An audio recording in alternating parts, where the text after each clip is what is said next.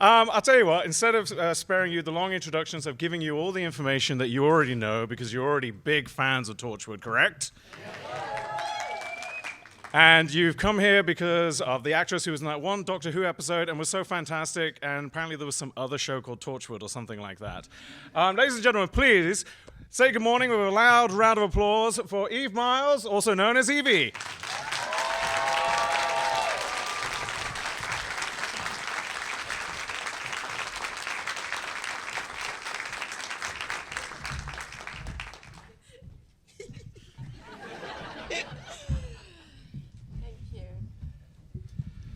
Well, good morning. Thank you very much. Actually, you know, you're not that short, considering that most actors, you've probably noticed this too, haven't you, whenever you've seen celebrities, and they're actually so much shorter when you actually meet them in person, but you've got a pretty good healthy height, actually. Hello. Hello from the massive Welsh woman. I'm not saying massive, but it does transition very well. Are you all okay? Can you all hear me? So before we start, are there any children in here? No, seriously, is there any children in here? There is. How old? Oh, shit. Sorry. Like I said, it's the microphone's fault. It's not actually Evie's fault. That one's set up on Torchwood settings. But okay, so what we're going to do is I'm going to ask Evie a few questions, and then 15, 20 minutes into it, we have the microphone. Is that your wand? It is actually. Can I touch it? Sorry, I'm so sorry. Oh, it would be my honor. I'm so sorry. Look at that. It's very big. Well, thank you very much. It's very hard. And it works magic. Does it? You will all take your clothes off. I'm so sorry. I'm going to keep this really clean and tidy. Okay, I'm sorry. Go on. I'm not going to interrupt there is a rumor that Russell T. Davies wrote Torchwood specifically for you, and I think we're sort of kind of getting a sense of why. Well, because I'm massively tall. Well, that would have been very useful for boxing. And I heard a rumor that when you were younger, you were interested in boxing. Is that true? Yeah, I did. I used to. I still do. I love the sport. I think it's a fantastic sport. My brother was a boxer, and I broke my hand, unfortunately, so I couldn't do it anymore. Is that how you ended up being an actor, though? Because you broke your hand? Yes. I thought, I can't kick the shit out of anybody in a ring. I'll join Torchwood. It was. I did it because it was just a keep fit thing. Actually, I mean, the thought of any sort of confrontation or actually physically hitting anybody, I just could never ever do that. It would be horrendous. But I do admire the people who are involved in the boxing world. I think to go through 12 rounds with somebody and beat the living crap out of each other, and at the end of it, shake hands and give yourselves hugs. I think it's quite bizarre. But I'm not a boxer. I'm tall, but I'm not a boxer.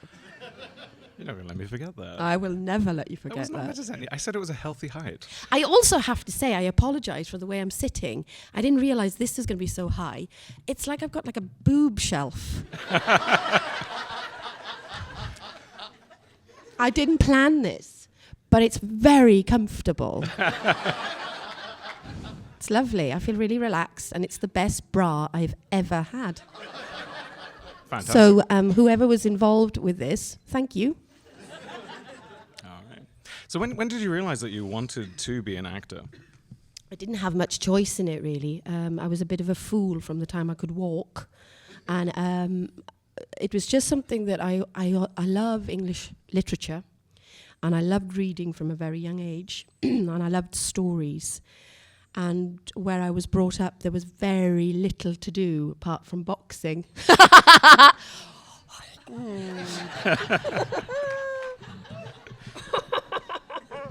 Sorry. There was very little to do. Oh, Jesus Christ. This is going really well. It's there was Sunday morning very at a little to do, convention. so I kind of lived my life through watching movies and television. It was a huge thing in my house, was movies and television, and I never got to go to the theatre or anything like that due to my parents' circumstances and things. So when I did manage to go to the theatre, I think for the very first time when I was 16, it blew me away, and all of a sudden I was involved in a movie, watching a theatre performance, and that's what I was going to be, and I wanted to experience that every day of my life, and I've been very lucky with my career, and I've been very lucky to work with people who I class as now my best friends. So I'm very lucky. Fantastic. Yeah, apart from John Barrowman, he sucks. So when growing up then, watching a lot of TV and so forth, what were your experiences with Doctor Who as a teenager or as a child? Oh, well, it was a must. It was one of those things that was on the weekend, and everybody looked forward to it, and everybody hid behind the couch, because as soon as the Daleks would come on and things like that, it's something that's very inbuilt in us. It's such a British thing, and when I travel the world doing these conventions and I see the fandom and the loyalty to it, it makes you very proud to be British. I feel very proud to be British right now. Yeah, it's cool. Is it because of my boobs? No, because I hid behind a couch as a child. Yes, yes. No, I'm going to be far too much of a gentleman. You can't get me on that. Yes. So I will. Who was your first Doctor then? Sorry? Growing up then, who was your first Doctor? Because, everyone says you always remember your first. Well, I think, Tom Baker was amazing, and I loved how kooky he was, and how kind of... I kind of call him the vintage Doctor, because he just got better and wilder and more interesting. And then I've got to say that, of course, I have a lot of respect for Chris Eccleston, who brought it back with such a plume. He did a beautiful job. Your tears are out. And, gin and tonic! Boom, boom, boom! Your tears arrived all the way from Long Island. You don't have to say it like it's a dirty secret. That was hilarious. I love you, by the way. Call me. He just said to me, it's an Earl Grey. I couldn't find any lemon. Can we have a round of applause, please? Call me. Seriously, call me. Thank you. God, I got 2 kids. What was I saying? Oh, but I think that Tom Baker. I just adore Tennant. I adore Tennant's Doctor. I think oh my God, his energy was absolutely magnificent, and the stamina of his Doctor was electrifying for every age group. I think children loved him. People in their 30s, 40s loved him, and then people in their 70s and 80s loved him. So I think he smashed it out of the park. And I'm correct in memory, you got to work with David Tennant again, didn't you? Oh, Jesus. Okay. Yes, I did. I got to work with David on Broadchurch. Mm-hmm. Yeah, well, that's... Thanks, Dad. That's really kind of you. Yes, that was an experience. It was an experience because it was. I don't know if anybody is going to see Broadchurch. I don't want to ruin it, but I believe it's on Netflix, right? Yeah. Yeah. So how many Broadchurch fans out here as well? Oh wow, that's amazing. Oh, what? Do you know what? Do you want to know something really, really weird? I did it, by the way. The weird thing was, on the way over on the plane, I'm sat next to 3 people who were watching Broadchurch. And this has never happened to me before. There was a huge part of me that was very excited and very kind of like this to them.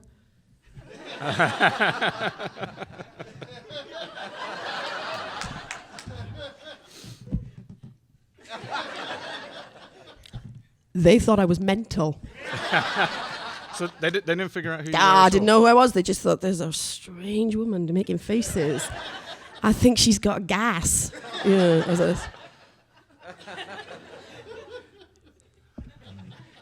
they didn't get it at all, but I tell you, it was absolutely excruciatingly painful because they were all watching episode 2, and I knew it was coming. It was worse than sitting with my husband watching it, and I knew it was coming. And it's the scene where James Darcy has to check me for wires. I'm just telling you, I was breastfeeding at the time, and they looked fabulous. And I knew it was coming, and as he started to unpop, I stopped doing it. That's me. That's it. I started doing, oh shit, oh god, there's no escape. I'm on a plane. Yeah, they didn't know who I was, so that was a bit, funny. But what an experience! What a wonderful, wonderful production to be a part of. I mean, I was a massive fangirl of it, and I walked into the read-through, and they were all there. And I was sat down and I was thinking, I'm going to get found out. They're going to find me out in about 2 minutes flat that I can't even say my name. I'm so nervous. And I did say, when you go around the table in those things, you have to introduce yourself and who you're playing. And I introduced myself as Eve Piles. Oh, please don't laugh. It's awful. Eve Piles playing Claire Ripley. I was like, oh my God, and David was laughing his head off. You just pass it off as intentional at that point. There you go. But it was great to work with David on that. I think he gave his performance of his life in that second series. Mm-hmm. He was extraordinary. And to be on set with him and watch him do that and to see him choose his choices was a gift for an actor to see. And I'll always be grateful to that. Brilliant. Well, I was mentioning earlier as well that this was the English microphone, that was the Welsh one. A lot of your early stuff as well, if I'm correct. The show Belonging. Don't laugh. I worked with John Barrowman for 5 years. This is what happens. Okay? I was a good Catholic girl before I turned into this. But yeah, speaking about your early stuff then, with Belonging, actually was a Welsh language show, if I'm correct. Mm-mm. No, I misread No, that. it was set in Wales. Oh, okay. But it wasn't a Welsh language show. That's the first show I think Russell noticed my work, and I did that all the way through my 20s. It was just the best show to be a part of. It was brilliant. Well, I apologise for making that mistake there. You should. I know. I will repent later. Uh-oh. But, so yeah, I mean, with Doctor Who being filmed in Wales and then with Torchwood and so forth, I mean, how do you feel that, to what extent, what effect of bringing so much attention to Wales, which often, and I don't know how many of you know, Wales is often sort of the neglected part of Britain. People know about Scotland, they know about England, they know about Ireland, but then, Wales. Wales is like Wales a is kind of on the sneeze map to people. now, It's just isn't it? bizarre. Yeah, and it's thanks to Russell T Davies and it's thanks to Julie Gardner who brought these fantastic productions who are, they're accepted and loved worldwide. It's your Sarah Jane Adventures, your Torchwood, and your Doctor Who. They brought it to Wales. They used our landscape. They used our crews. They used our actors and the talent, and they showed what has always been there, which is the Welsh. You don't get any better than the Welsh. And they highlighted it, and I'm very proud to call myself a Welsh woman and have these amazing productions made in my country. Excellent.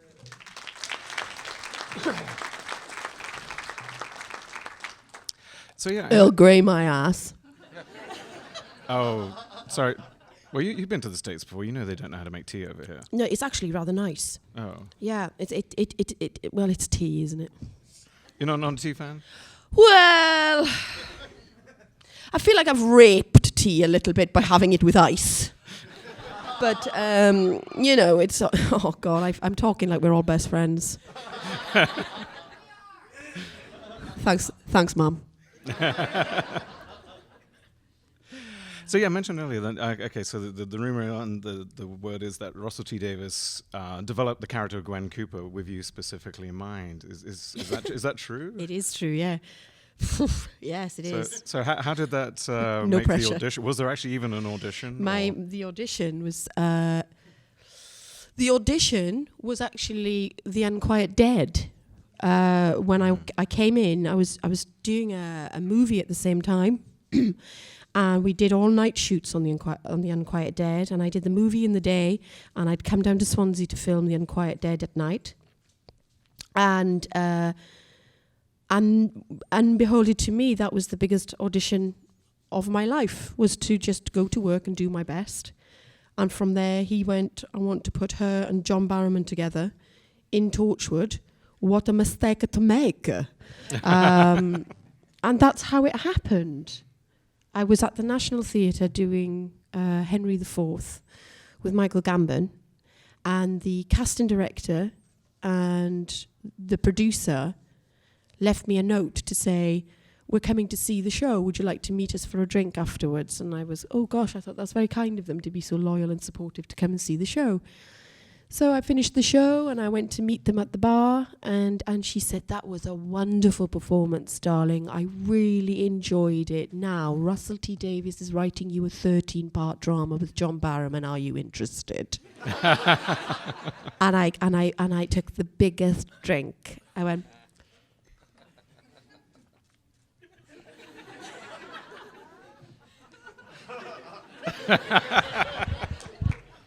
and I went, ah! And she said, it's going to happen around April next year, and it's sci-fi. And the first scene is there's a body and the rain is coming down, and you're a cop and you're looking down, and he looks up and he's taking in things that make him pregnant in the rain. And I went, oh my God, I love this show. And she said, no, don't tell anybody about it. Keep it under wraps, and we'll be in touch with your agent tomorrow, and then we'll talk further on it when we've got some scripts. Okay, take care, darling. Bye-bye. And well done. She left. I got back to my. Do you know, like the swan effect? Where the swan looks really beautiful and elegant and is gliding and looks completely in control, but underneath is kicking like shit. I was like that, and I got home and I told everybody. I did. I told everybody, and then I woke up and I thought I've had a wonderful dream, but that certainly couldn't have happened. And I phoned my agent, and she said yes, they've been in touch. So then I phoned more people that I hadn't been in touch with for years, and I told them. And it was, and that's how it all came about, really. And then I met John I'm sorry, I talk. Should I shut up? No. People have come to see you talk. Oh, that's a point. Yeah. Okay, I'm then. totally tertiary. Don't worry about me. Oh, thank you so much. And then I met John Barrowman. And I met John Barrowman. He was doing a show in the UK called Dancing on Ice, and I was a huge fan of it. And I kept voting for him because you know, he is very beautiful. And we had to meet for this photo shoot, the first time that these two characters come together. And I went downstairs and we met, and we spent 3 hours together doing this photo shoot. And I left there, and I thought, we're in big trouble. We're in big, big trouble. Because I was convinced that he'd fallen completely in love with me. And I thought, this is going to be awful. This is really uncomfortable. We both have partners. I'd not met his. And I thought, this is going to be awful. I don't really know how I'm going to deal with this. So I thought, I'm going to have to phone the producers. And I'm going to have to say that there could be trouble ahead, because he is head over heels in love with me. And then they said he was gay! Great actor. I couldn't believe it! I went, you mean as in like gay, as in gay happy? And she went, no, as in gay. And I went,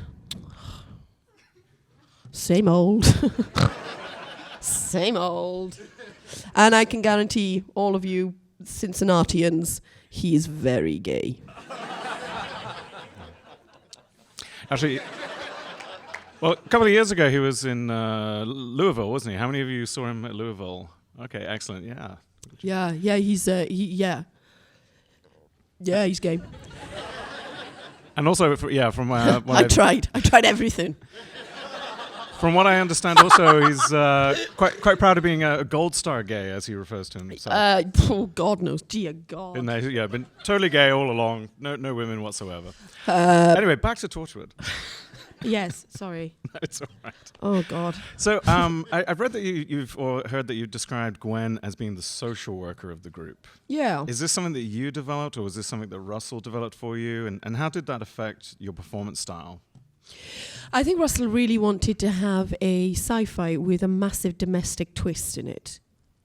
He needed to have somebody who was real and that we could all connect with and understand and see her flaws and her difficulties in what this crazy world of Torchwood was. I mean, what was interesting about it was that you had this ordinary girl who had landed in an extraordinary world. And it was really important to have somebody in the group who kept reminding these extraordinary alien hunters that you're dealing with human beings. And that's what Gwen did in abundance. Sometimes I was just like, where's the scene where they all get trashed? And just get off with each other. And that never happened. I was going to say, that never happened at all. It didn't. No, it didn't. He's so gay. No, but it was a lovely character to play, and especially when she became a parent, I really enjoyed playing her as a mum. Mm-hmm. Yeah. So I heard in the past that your favorite episode was Countryside. Yes, it is. Is it still your favorite episode? Yes, it is. And why is it your favorite episode? Because we got Gareth David Lloyd in a pair of jeans. That was always a nice thing to see. We got an episode outside of the hub, and we got to go to a beautiful place called the Brecon Beacons to film the episode, and it was so beautiful up there. But I hadn't said anything to the producers, but it's actually where I'm from. And my mum was so pissed off that I'd represented all my neighbours as cannibals that she wasn't very happy about it. But sometimes the truth hurts. And it was just a beautiful episode, and we, especially Gareth and I, are huge horror fans, and it was the closest episode we got to doing a real kind of horror film, and it was gruesome and sick and bloody and right up my street. I think I found that one incredibly disturbing, especially when it turns out that they're not aliens. Well, that was the most disturbing thing, is that sometimes the human race can be scarier and more harmful than anything that we can imagine up or lives outside our planet. Sometimes we are our own worst enemies, So I think it highlighted that beautifully. So it's kind of come up quite a bit then that there was a lot of kissing in Torchwood. Who was the best snog? Look, I can't possibly answer that, Bern Gorman. All right. Kai is going to kill me. He's going to kill me. John is going to kill me. So, obviously, a lot of different stories. Yes. A lot of them scary, some of them emotionally wrenching. Yes. Was there any storyline that was more emotionally wrenching than Children of Earth to film? Oh, Children of Earth was a killer. Yes, actually. The scene in the car in Miracle Day where I have Jack in the back, and I had that amazingly beautiful monologue. John and I had a 3-page duologue together where I say to him, I will see the skin ripped off your skull in the street. It goes something along that. If something happens to my daughter, that entire scene was really hard. It was really hard to do that, and finding Reese dead in the vault was very difficult. I think Russell wrote something like, Gwen runs in, finds Reese on the floor in a pool of blood, and he wrote underneath, "Eve, please ad-lib." So which was beautiful of him to do, which meant he trusted me to go in and do the scene justice. And I hope I did. Oh, Mum, thank you. So more recently then, you're back as Gwen Cooper with the Big Finish audio production. Yes. How does it feel to be sort of back in the saddle? Oh, gosh, it was really weird. Really weird. Because this script turned up and there's Gwen and Rhys, and it was bizarre. And Kai and I go and sit and we recorded it all in one day, and it was brilliant. It's a brilliant story, and there's so much fun and humour with Gwen and Rhys in it. It was brilliant, and I'm not going to say that it was hard to get back into it. It just wasn't. When you've got such rounded characters as Gwen and Rhys, you just get into it like that. So it was fantastic. So do you want more of them? Well, I'm not saying there is. Excellent. So, is there any current sci-fi show or anything like that you haven't been in, but you would enjoy being a guest character or perhaps a new recurring character? Oh, I'd like to shake things up with Merlin and Arrow.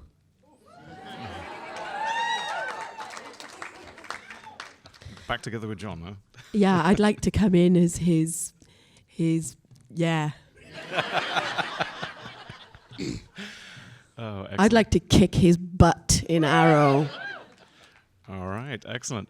Well, at this point, we do have the microphone there. So if any of you have any questions for Evie... and keep it clean. No swearing, there's an 8-year-old over there. Don't be shy. Please come up to the microphone that we have in the front there, and if you form a line...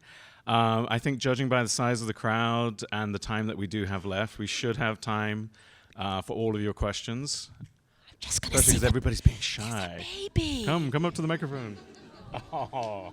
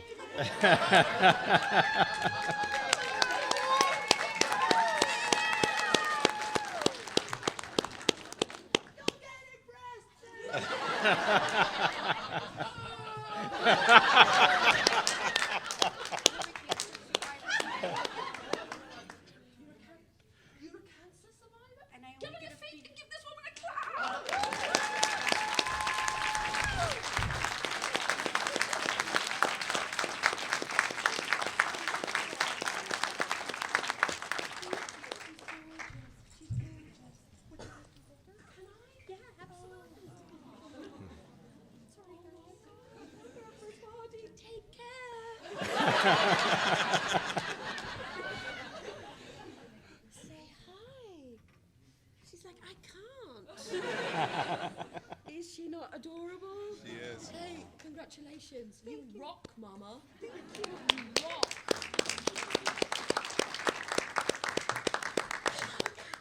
They rock.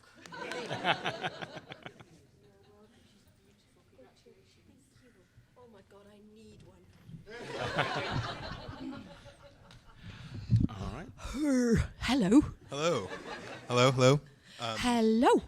Question. Until Rhys figured out what Torchwood was, Yes.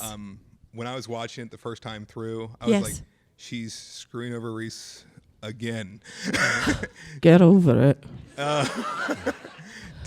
Was this already planned? Get a room. Did Davies have it planned that for the reveal, or did you like approach him like, why do we keep abusing this guy? Well, the bizarre thing is, he was supposed to die in the first season, and I knew this, and I love the character of Rhys, but I also love the actor who plays him. Kai Owen and I are soulmates, and there's not a day that goes by that we're not in touch with each other. We're about to do a half marathon together now for a little boy we're raising money for in Wales. He's my best friend, and I love him dearly. And I knew that this was going to happen to the character. And I said to him, they need to fall in love with us as a couple. and realise that it's a really great partnership. And I think it adds so much to the series to have this odd little Welsh couple eating lasagna and talking about weevils. It's just joyous. Sure. And of course they fell in love with him and realised they couldn't get rid of him. So originally when I find him dead, he remained dead. But then, we brought him back to life. So I hope that helped. Yeah. But he had a rough ride, but he wouldn't have it any other way. I mean, we're doing the big finish now where she's doubting about being in Torchwood, and he says, "You're Gwen Cooper. You have to save the world. If you don't save the world, well, then we're all dead. So get out there and do it." So they have a lovely partnership. Yeah. Just a quick follow-up. Did the cast know that the doctor's hand was the doctor's hand? Or it was just a piece on the set and you're like, what's that? Or did everybody know? There was so much shit on that set. We had no idea what anything was. Okay. Saying that, I tried to steal it. Couldn't. No, I did. Because I thought, oh my God, it's a hand in a jar. I want it. But they caught me. They did. They caught me leaving with it under my coat. And they said, "Eve, you're stealing the hand in the jar." And I went, "No, I'm not." And they said, "Well, you've got a hand in the jar under your coat." And I went, "Oh, how did that get there?" So then I had to put it back with the gun and a small table I really like for my bathroom.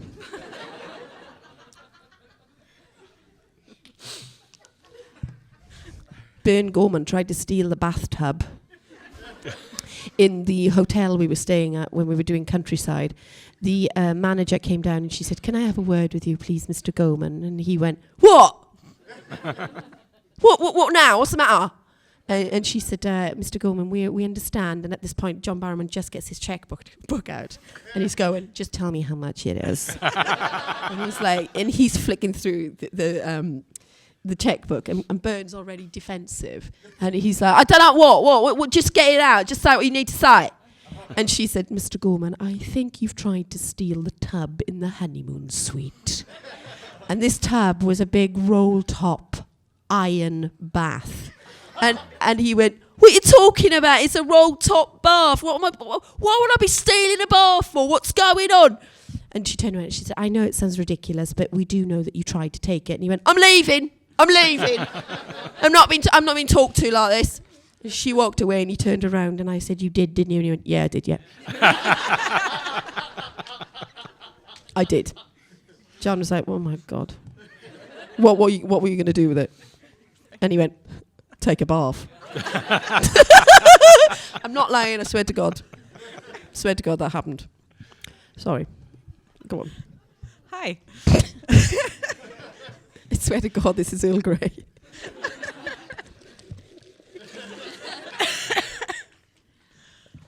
Okay, I'm going to try to keep my question child-friendly, but it's Too hard. late. It's hard.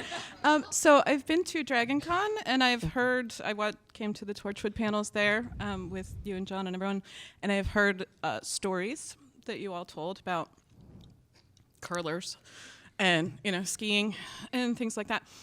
And Oh God, I need therapy. Go on, yeah. well, I know that the Doctor Who cast was also sort of nearby. You guys were all working in similar areas. I was just curious if any of the Doctor Who folks, like David Tennant or anybody that we would know, ever got involved in any of those types of shenanigans. No. No, the Doctor Who lot were so well behaved. And they used to call us the Asbo team.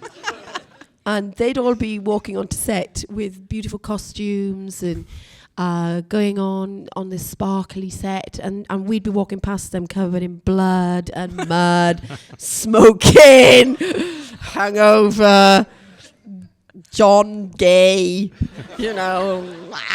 screaming at nothing.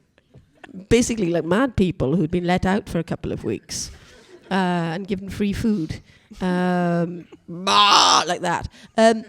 No, they didn't. And it was strange because when they were obviously filming, we had to be out on location. And then when we were filming, they were out on location. But it didn't stop us from trashing the TARDIS.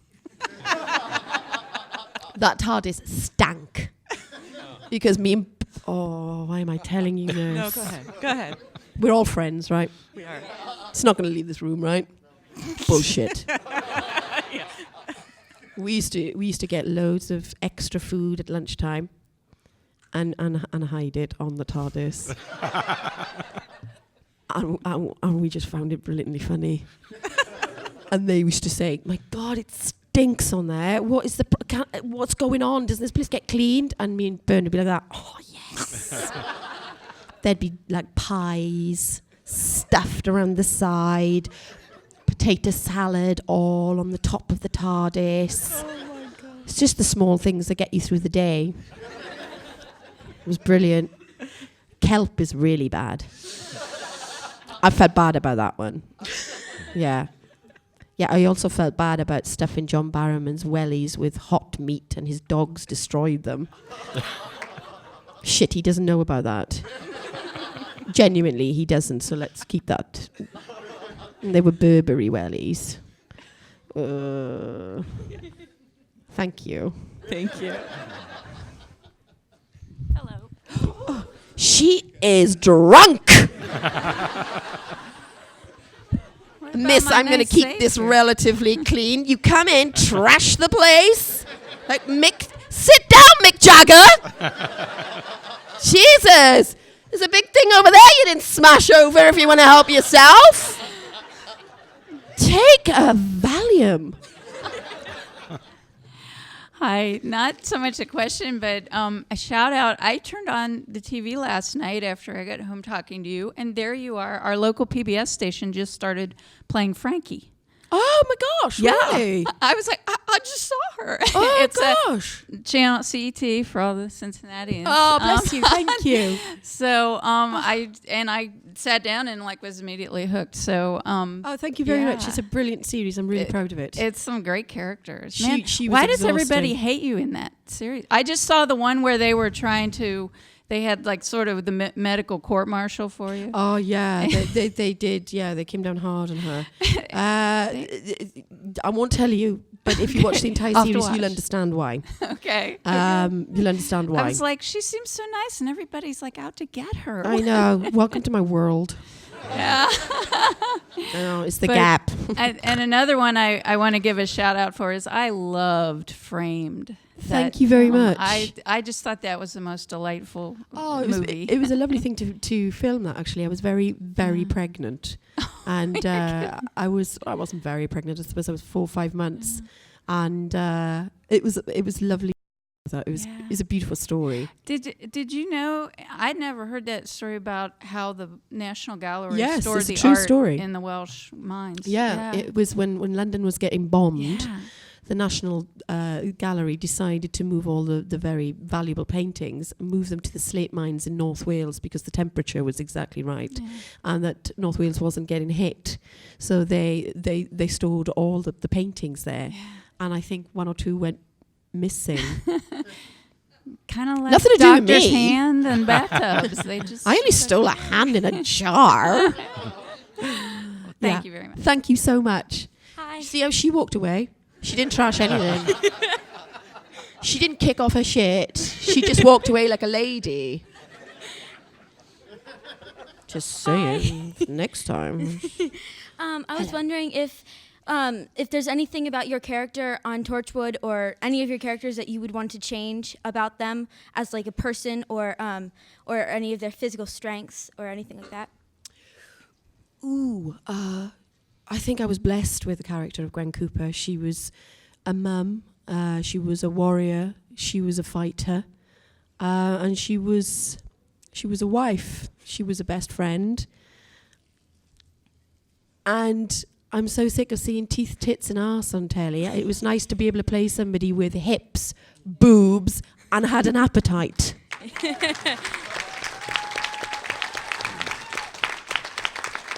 You know, so it was nice to be able to play a real woman. Okay. You know, who had flaws. It's lovely. It's lovely to play that. So I was blessed. Saying that, if we ever came back with Torchwood again, I'd like her to be in blue shorts, have a red cape, a gold crown, spin a lot, and have a soundtrack of Wonder Woman. John Barrowman would be so pissed.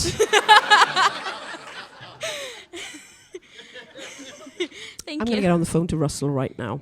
Thank you. Thank you. That was a lovely question. Okay, See actually, that? Did you see that? She just went. apparently we have about 5 minutes left, so I guess we're going to have to kind We of hit a speed up 5. some of the I've ordered questions. beer and pizza. I'm all sorry, I y'all. didn't realize we were only 45 minutes, but so yes, no, you're fine. Okay. We've still got time. The first time I saw you was on Doctor Who, and Yeah. you were with John. Yes. What was it like working with John? John Barrowman? Yes. Hideous. He's a very he hates to sing, he hates to dance. He's very shy. He likes to take the back seat. He's very retiring and no confidence. Zero confidence. And I mean, I think the main thing was having to look at him every day was hard. I mean, really hard.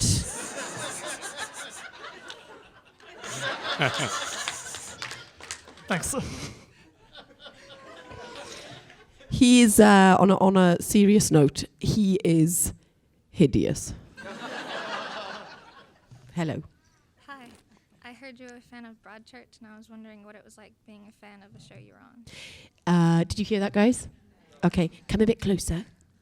I Oh, was you've got a wondering- little voice like a little mouse. It's so cute. I could eat it.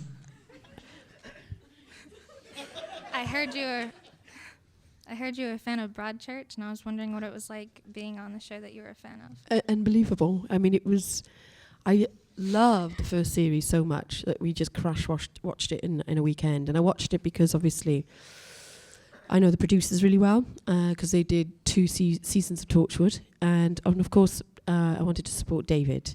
And I was blown away by it. And Matthew Gravel is a very dear friend of my family's. So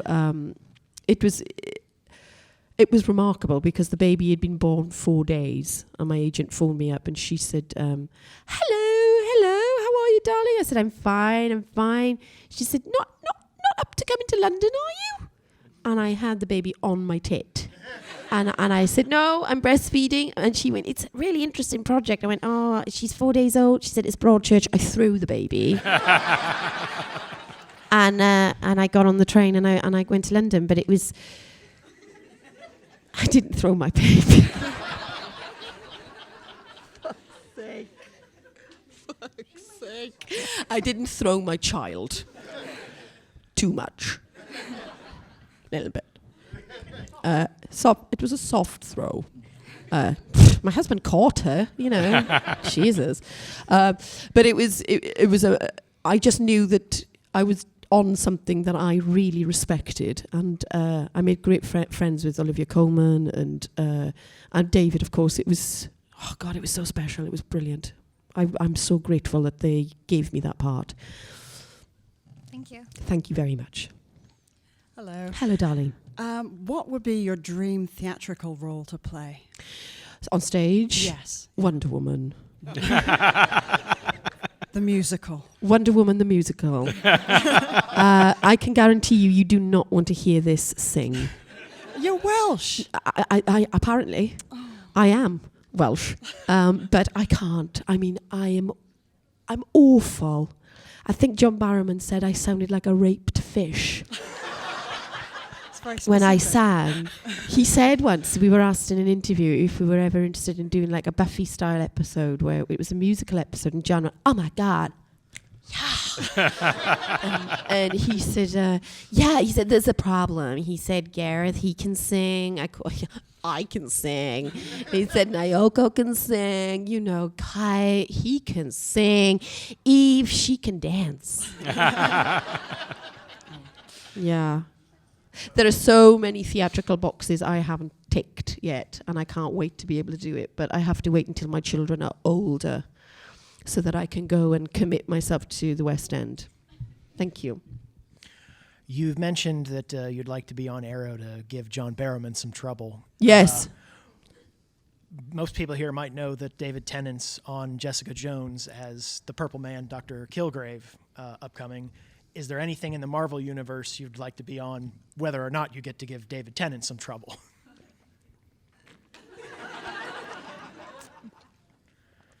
Yes. I will interpret that very, very much. I would love to do something with Marvel. I think it's the wonderful thing about sci-fi is the magic. When you do work every day and you feel like you're creating magic. You're in this magical world, and when you're not doing sci-fi, you miss it like crazy because it's such fun.